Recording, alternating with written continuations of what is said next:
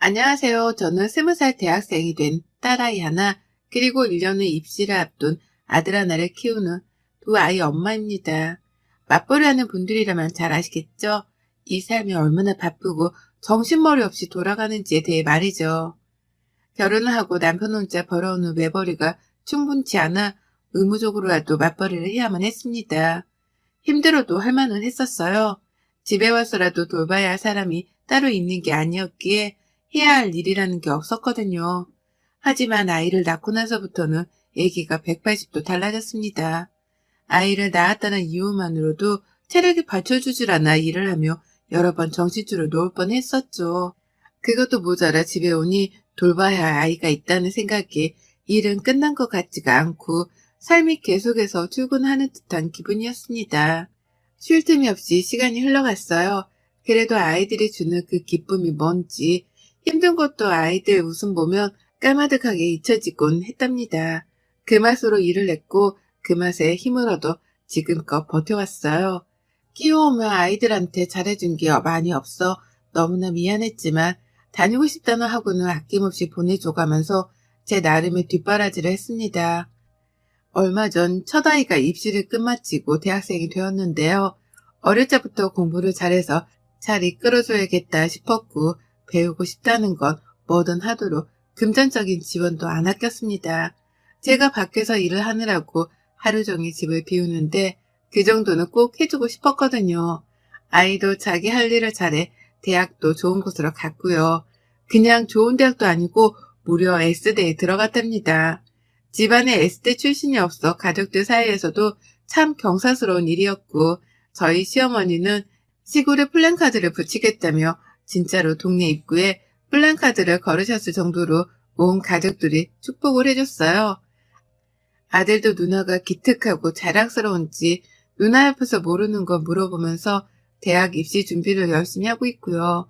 자식이 좋은 대학에 들어가고 나니 기분이 참 특별하더군요. 아이를 낳을 적의 기쁨, 아이가 처음 말을 하기 시작할 때의 기쁨들과는 결이 다른 기쁨이 느껴졌습니다. 그간의 맞벌이를 하며 아이를 잘 돌봐주지 못했던 게 많이 미안했고 다른 극성 엄마들처럼 뒤따라 가주지 못한 게 잘못인 것만 같이 느껴질 때도 있는데요. 그런 자잘한 죄책감들이 한 번에 씻겨 내려져가는 시원한 기분이 들었어요. 내 아이의 대학에 그간의 내 노력을 증명해주는 것만 같아 그렇게 고마울 수가 없었답니다. 그래서 아이가 대학에 입학하고 난 후 지금껏 저는 짧은 기간이었지만 정말로 살맛이 났어요. 아침에 출근하는 길은 내 아이 대학 등록금에 용돈 한 푼이라도 더 주기 위한 발걸음이라며 그렇게 가벼울 수가 없었고 퇴근하는 길은 아이한테 대학교에서 무슨 일이 있었는지 남자친구는 안 생겼는지 등등 사소한 수다를 떨어보기 위해서 그 어느 때보다 빨라졌답니다. 하지만 아이를 보기 위해 서두르는 저만큼이나 제 아이 옆을 맴돌던 거머리 같은 게 하나 있었어요. 예상치 못한 사람이어서 어떻게 소개를 시작해야 할지 모르겠는데요. 일단 그 거머리가 누구냐면 제 동서랍니다.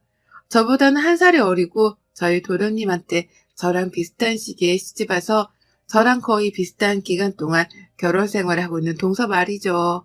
동서에 대해서라면 제가 참 할 말이 많습니다. 좋은 게 아니라 나쁜 쪽으로 말이죠. 동서는 저하고는 달리 지금껏 밖에서 일은 하지 않고 살며 아이를 키웠어요. 제가 참 부러워한 대목이었죠. 도련님이 대기업을 다니시는지라 벌어오는 수입도 괜찮았을 테고 그래서 동서는 외조보단 내조에 집중을 하며 아이들을 키웠습니다. 제가 둘째를 임신했을 때 동서가 첫째 아이를 임신했고요.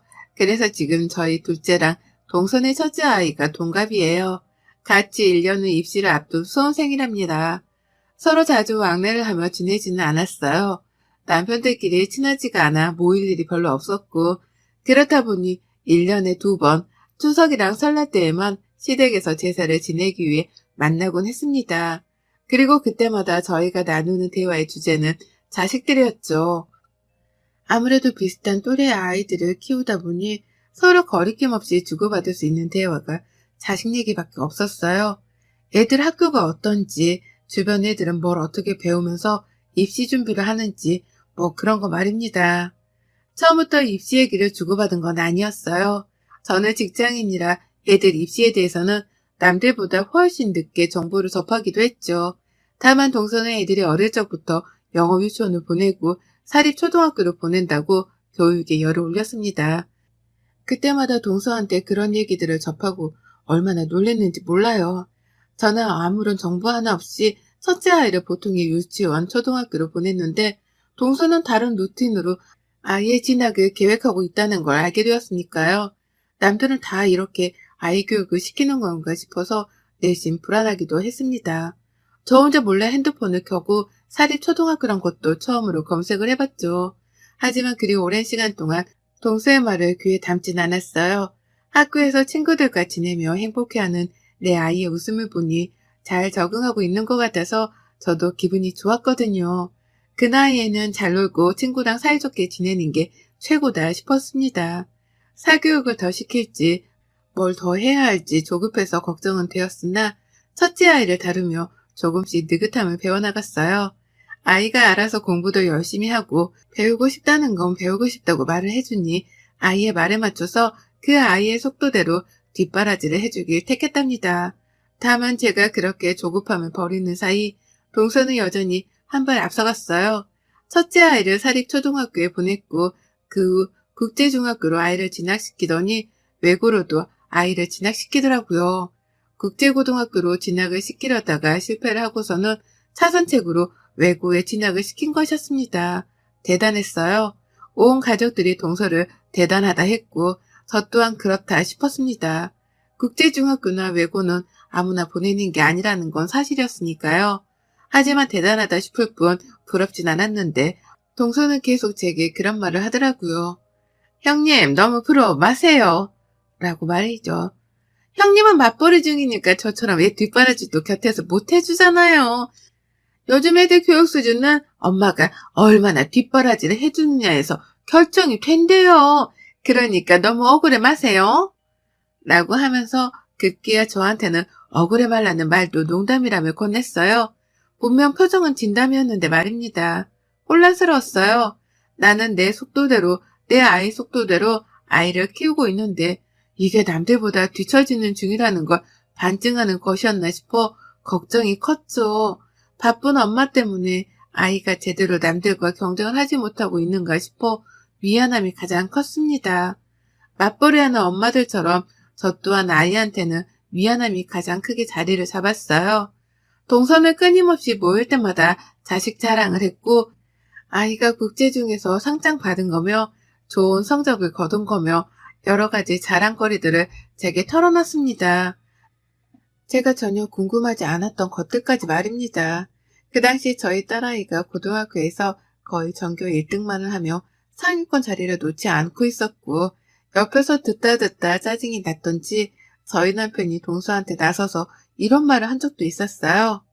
우리 딸은 지금 학교에서 전교 1등인데 우리 딸도 공부 잘하는데 라고 말이죠. 우리 딸 자랑도 좀 해보라면서 저한테 곁눈질을 주며 동서에게 이런 말을 했었죠. 그러자 동서는 잠시 쉼도 없이 대답했습니다. 그쵸. 용꼬리로 사는 것보다 닭대가리로 사는 게 낫죠. 라고요. 한마디로 내 자식은 닭들만 모여있는 곳에서 1등을 한 거고 자기 자식은 1등들만 모여있는 곳에서 하위권인 거니 같은 수준이 아니라는 것이었습니다. 표정도 어찌나 잘난 척을 못해 안달이던지 그 태도가 볼썽사나워서 더는 긴 얘기를 안 했어요. 더 말을 꺼내려는 남편도 제 손으로 뜯어 말렸고요. 자식 잘 키우는 맛에 사는 동서를 이길 수 없다고 생각했습니다. 그런데 이런 동서와의 관계가 좀 우스워졌습니다. 뭔가 사뭇 달라졌달까요? 저희 아이가 S대, 무려 S대에 들어가게 되면서 상황이 완전히 뒤바뀐 거예요. 사교육이라고는 얘가 다니고 싶다는 종합학원이라 단과 학원들 그리고 수능 몇 달 전에 배우겠다던 논술이 전부였습니다. 제가 할 수 있는 건 금전적 뒷바라지 뿐이었는지라 얘가 배우고 싶다는 건 다 해줬어요. 그러면서도 직장을 다녀야 했기 때문에 특별히 아이한테 더 신경을 써준 것이라고는 밥 먹이는 것 말고는 없었답니다. 그런데 얘가 S대에 들어가 버리더라고요. 집안은 난리가 났어요. 저는 펑펑 울었고 학교에서도 학교 입구에 아이 플랜카드가 걸렸으니 사진 찍어 두시라고 축하 연락이 왔고 남편은 친구며 가족들이며 너나 할 것 없이 자랑을 하느라 소나기를 내려놓질 않았답니다. 너무 즐겁고 행복했어요. 아이가 입학을 하고 대학생을 하기 시작한 올해는 제 인생 최고로 보기 좋게 행복한 나날들이었습니다.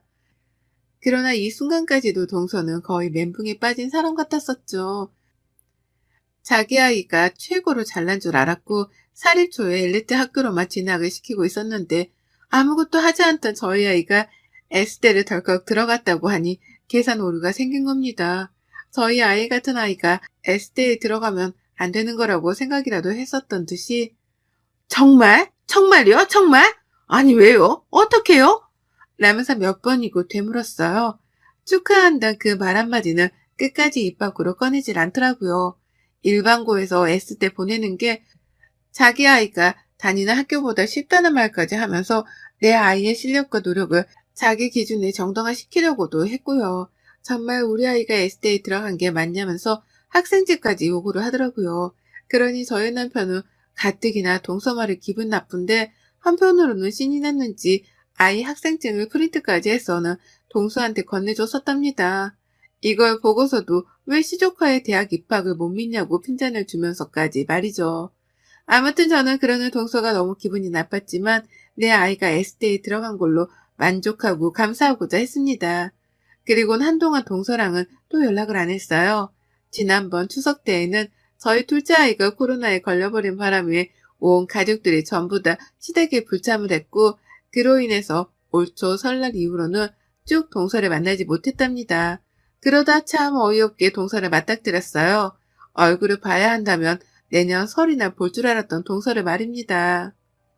큰아이가 대학 생활이 바쁜지 가끔씩 집을 늦게 들어왔어요.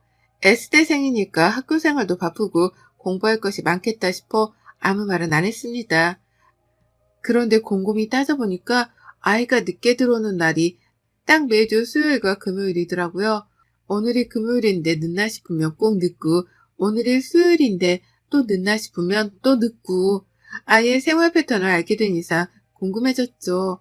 애가 매주 수요일 금요일마다 뭘 하느라 늦게 들어오나 싶어 말입니다. 공부를 한다면 매일 늦어야 정상이니 꼭 동아리 활동이나 새로운 것이라도 하는가 싶었어요. 그래서 별 생각 없이 물었습니다. 뭘 하는 중이냐고 말이죠. 그런 애가 뜨끔해 하더라고요. 제가 못 물어볼 걸 물어봤다는 듯 아니면 뭘 알고 있는지에 대해서 확인이라도 하겠다는 듯 왜? 뭐 알아? 라고 되물었어요. 그리고 전 거기서 확신을 했죠. 내 아이가 나한테 지금 뭘 숨기고 있다는 거 말입니다. 회사에서 이 나이 이때껏 직장생활을 하며 키워온 눈칫밥이 몇 년인데 다른 사람도 아닌 아이의 표정은 결코 저를 속일 수 없었습니다. 그리고 전 그때부터 큰아이를 살폈고 한 번은 금요일에 아이 학교로 갔어요. 야근을 했는데 집에 가는 길에 아이랑 같이 집에 들어가도 되겠다 싶어서 전화를 한 겁니다. 가는 길에 학교를 들렸다가 만나서 가겠다고요. 그러자 아이는 너무 당황해하면서 지금 집에 이미 가는 중이라고 먼저 가라는 거예요. 그래서 저도 아이랑 길이 어긋났나 보다 싶어서 알겠다고 대답하고서는 바로 집에 갔습니다. 그런데 아이는 제가 집에 도착을 하고 나서도 무려 1시간이나 더 늦어서야 집에 도착을 했어요. 분명 이미 집에 오고 있었다는 아이였는데 저보다 늦게 집에 도착을 한 거예요. 학교로는 가지도 못하게 하고 중간에 만나지도 못하게 하고 분명 이상하다 싶었고 그날 저는 아이를 붙잡고 진지하게 물었습니다. 학교에서 무슨 알바라도 하는 거냐고 알바를 하면 한다고 말을 해도 된다며 요즘 같은 세상에 흉한 일이 많으니 스케줄이 있으면 부모님께 말이라도 해서 걱정을 덜 하게 해달라고 말이죠. 그러자 아이가 그제서야 털어놓더라고요. 아주 어렵사리 그리고 부끄럽다는 듯 말입니다. 엄마, 나 사실 과외하고 있어. 라고요. 내 아이가 과외를 하다니 알바를 한다는 소리잖아요. 너무 기특하더라고요. 스스로 돈을 벌고 있다는 사실이 말입니다. 그래서 남편이랑 저는 어디서 어떻게 그런 일을 시작했냐며 너무 기특하다고 칭찬을 막 해줬습니다. 얼마를 받고 일을 하냐며 농담 반으로 물어보기도 했죠. 그런데 아이는 대답을 머뭇거렸고 말을 하기 싫다는 듯한 표정도 취하길래 그때부터 불안했어요. 그리고 그때 보다 못했는지 저희 둘째 아이가 나서서는 대신 대답을 하더라고요. 누나 뭘 숨겨? 말할 건 말해야지. 엄마, 누나 지금 수인이 과외 시켜주고 있어. 숙모가 해달라고 해서 하고 있는데 돈은 한 푼도 안 받는데. 라고요.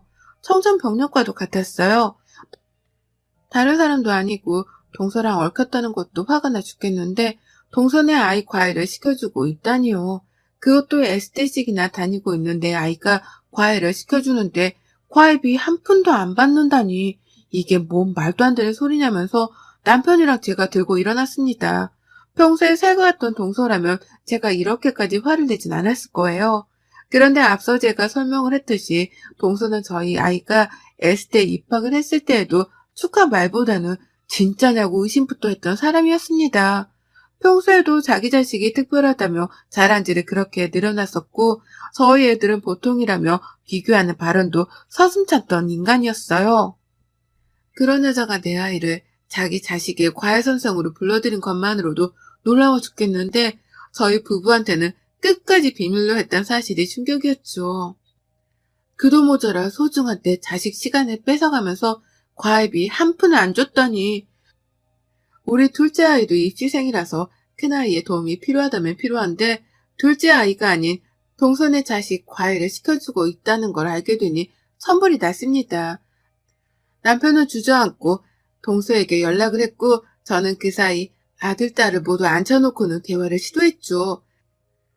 저희 아들은 누나가 자기 공부를 도와주는 것만으로도 고마웠는데 갑자기 동서가 자기 딸 과외를 시켜달라고 불러내서는 자꾸 데려가려 하는 바람에 화가 났다더군요. 누나가 자기 공부만으로도 힘들어하는 게 보이길래 질문 하나 하는 것도 눈치를 보면서 하는 중이었는데 왜 숙모는 자기 딸 공짜 과외를 시켜달라며 내 누나를 채가는 거냐며 막 화를 냈습니다. 저희 아들 입장을 전 충분히 이해할 수 있었죠. 문제는 딸의 입장이었는데요. 저희 딸도 별반 다르진 않더라고요.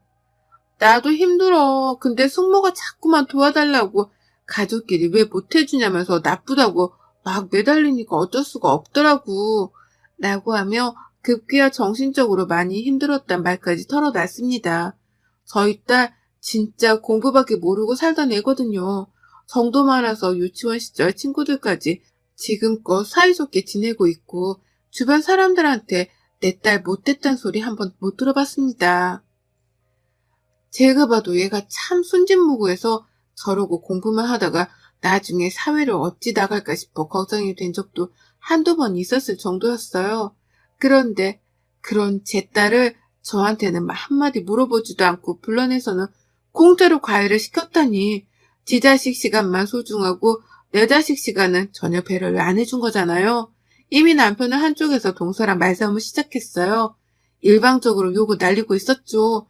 애가 바쁜 신입생인데 차비 하나 챙겨줬어도 내가 이렇게까지 전화는 안 했을 거라며 어떻게 부모한테 아니 우리한테 한마디 상의도 없이 애를 불러다가 지 자식 과외를 시킬 생각을 하냐며 막 따졌습니다. 대학 입학했을 때 축하한단 말만 제대로 해줬어도 이렇게까지 화를 내지 않았을 거라면서 말이죠. 동서는 상황이 급박하다 싶었는지 수화기 너머로 막 사과를 했어요. 오해가 있다며 가서 직접 대화를 나눠보자면서 굳이 저희 집으로 오기까지 하겠다네요. 저희가 보기 싫다고 하는데도 말이죠. 그리고는 진짜로 저희 집에 찾아왔어요. 오지 말라고 보기 싫다고 하고서 전화를 끊었는데도 불구하고 이러다가 자기 자식한테 S대생이 과외를 공짜로 못 시켜주겠다 싶었는지 막 달려왔더라고요. 도련님이랑 같이 말이죠.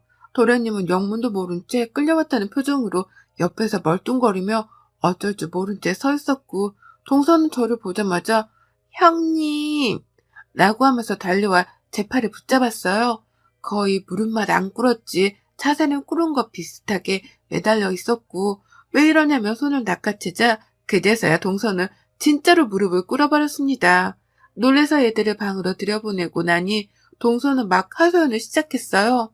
형님, 내가 그간 내 자식 S대 하나 보내는 목적으로 사립초 보내고 국제중 보내며 돈지랄을 했는데 얘가 지 아빠 닮아 머리가 나쁜지 도저히 가능성이 안 보여요. 내가 오죽했으면 이렇겠어요? 내가 진짜 오죽 에스테를 보내고 싶었으면. 라고 말이죠. 그간에는 그렇게 지 자식 잘났다 자랑질을 하더니만 이제 보니 그렇게 돈지랄을 떨며 좋은 학교에 보냈어도 얘 머리가 그리 좋지 못했나 보더라고요. 하지만 제 생각은 변함이 없었습니다. 그러면 적어도 저한테 비밀로 하지 말거나 남편 말대로 애한테 집에 갈 차비라도 줘야 했던 게 아닌가 싶었으니까요. 돈이 없는 사람도 아니고 그간 그렇게 애 사교육에는 돈을 썼으면서 왜 내 딸한테는 차비조차 주지 않은 채 공짜로 과일을 받았냐고 따져 물었습니다. 내 딸이 그렇게 우스웠냐고 당연했냐고 말이죠. 그러자 동서는 뭐라는 줄 아세요? 참나, 돈이 없다네요. 남편이 돈을 벌어와봤자 대기업에서 받는 월급이 전부인데 그간의 사립초 학비에 국제중 학비 그걸로도 모자라 외고 학비까지 더해서 도무지 돈이 남아돌지 않는다면서 막 하소연을 하다가 눈물까지 쏟는 겁니다. 이게 다 자신의 치맛바람 때문에 벌어진 일인데 어떻게 수습을 할 수가 없어서 하다 제 딸한테 공짜로 과일 좀 해달라고 도움을 요청한 거라고 말이죠. 그러니까 동서는 정말 과일비를 줄 돈이 없어서 제 딸한테 무상 과일을 요구했던 겁니다. 아유, 어쩌다 그 지경이 되었는지 저도 모르게 동서가 너무 한심스럽다는 표정으로 바라봤어요. 그러자 동서는 자존심도 상하는데 방법이 없다 싶었는지 자포자기를 하고 눈물바람을 보였고요. 도련님은 그 옆에서 동서와 저희 부부가 주고받는 대화를 듣고서야 상황 파악이 된 건지 땅만 보면 어쩔 줄 몰라 하더라고요. 집 마누라가 쪽팔렸던 겁니다. 결국 저희 부부는 그날 그대로 눈물바람인 동서를 돌려보냈어요. 너무 늦기도 했고 아이들도 피곤해서 쉬어야 할 텐데 더 할 수 있는 게 없으니 날 밝을 때의 주말이라도 얘기를 하자고 말이죠. 그렇게 동서는 집으로 돌아갔고 남편이랑 저는 뭐 이런 일이 다 있냐며 기가 막혀 했습니다. 그런데 저희 큰딸이 나와서 말해주더라고요. 동서가 비록 돈은 안 주고 자기한테 과일을 해달라 매달리고 붙잡으며 피곤하게 하긴 했지만 집에서 밥도 차려주고 먹을 게 있으면 다 건네주면서 선생 대접은 제대로 해줬다고요. 애가 안쓰럽다며 숙모 걱정을 하는데 저도 참 복잡했습니다. 오죽 돈이 모자라고 오죽 아이를 좋은 대학에 보내고 싶었으면 저렇게까지 자존심을 구기고 우리 딸을 찾았을까 싶어 말이죠. 평소 같으면 자존심 세운다고 콧대만 세웠을 여자였거든요. 그 후 저희 부부는 많은 고민을 했습니다. 이대로 동서를 돈줄 내줄지 아님 윗사람들로서 우리가 가족을 챙겨야 할지에 대해 말입니다. 사이다스럽게 동서한테 쓴말을 날리고는 확 연을 끊고 사는 방법도 있겠으나 저희 부부는 그렇게까지 하고 싶지 않았어요. 다 자식 잘 되게 하고 싶은 부모의 마음이라는 걸 잘 알았기 때문에 동서를 마냥 탓할 수 없었던 겁니다. 그러다 결국 저희 부부는 결론을 내렸답니다. 정확히는 큰딸, 작은아들과 다 같이 결론을 내렸어요.